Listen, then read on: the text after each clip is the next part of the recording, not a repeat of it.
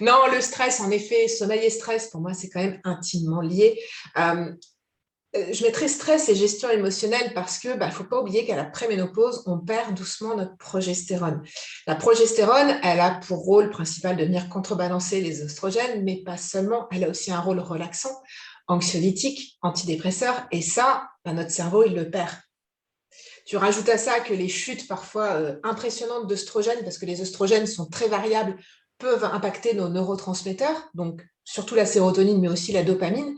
Et tu te rends compte que le cerveau, il se dit, OK, qu'est-ce que c'est que ce bordel, quoi? Parce que c'est une nouvelle donne hormonale qu'il a parfois du mal. Enfin, à la puberté, on l'excuse, entre guillemets, on dit aux jeunes filles, bah oui, c'est les hormones, ça se met en place, elle est colérique, etc., elle est très stressée.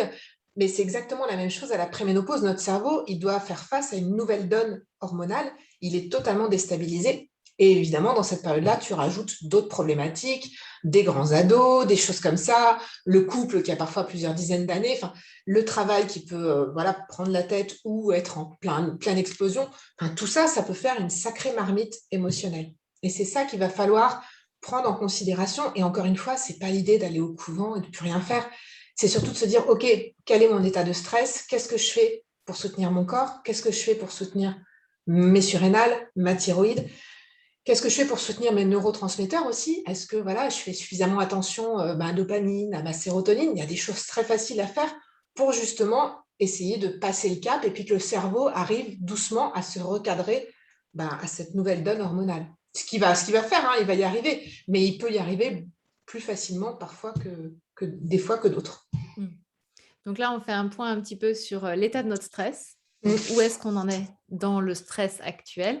On fait un point aussi sur le côté émotionnel. Est-ce qu'on a l'impression d'arriver dans une zone pas très très loin de la dépression? Tu sais, on se le dit, parfois on a cette Ouais. sensation d'être Mm. euh, sur un fil un peu. C'est intéressant de le prendre en compte parce qu'on sait que ça va devenir un peu plus compliqué pour le corps et pour le cerveau de gérer ça. C'est ça que tu es en train de nous dire. Absolument. Si on se sent déjà sur le fil, c'est un peu le moment d'aller sortir de cette zone sur le fil, C'est c'est ça? ça. C'est surtout l'idée de se dire, OK, où est-ce que j'en suis? Est-ce que j'ai déjà beaucoup, beaucoup, beaucoup tiré sur la corde, que j'ai mené ma vie de tambour battant sans jamais m'arrêter? On m'appelle Wonder Woman, etc. Ou est-ce que j'ai quand même fait bien attention? Je prends des temps de pause réguliers. Ça vaut le coup de se dire, OK, de moi à moi-même, où est-ce que j'en suis? Est-ce que je fais passer tout le temps les autres devant moi? Ou est-ce que je m'écoute? Est-ce que je prends du repos ou je le prendrai quand, voilà, je le prendrai Quand je quand je serai serai morte? morte. Mais c'est exactement ça. C'était ce qui allait sortir. Mais ouais, il y a plein de... Ouais, c'est vraiment... Le stress peut vraiment provoquer une ménopause très compliquée. Un état de stress va impacter tes surrénales, des surrénales épuisées, ça peut vraiment poser beaucoup de soucis à la ménopause. L'idée, c'est de venir les chouchouter, les soutenir, voilà, voire les revitaliser si on sent qu'elles sont un peu basses. Donc, clairement, faire un point sur le stress chronique. Est-ce qu'on est vraiment stressé? Est-ce que notre environnement est stressé? Est-ce que notre alimentation aussi vient soutenir nos neurotransmetteurs ou alors pas du tout? On ne sait même pas ce que c'est que des neurotransmetteurs. Enfin voilà, c'est faire un point avec soi-même et se dire, OK, bon, là, il faut que je fasse quelque chose.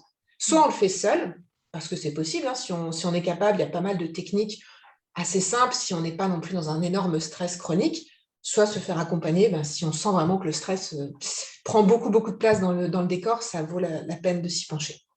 Ouais, c'est clair. Moi qui ai fait un gros travail, parce qu'en fait, moi, ma formation de base, c'est l'approche neurocognitive et comportementale. Ouais. Et Jacques Fradin a fait un gros, énorme travail, donc le créateur de cette approche-là, sur le stress. Et justement, il a écrit un livre qui s'appelle L'intelligence du stress.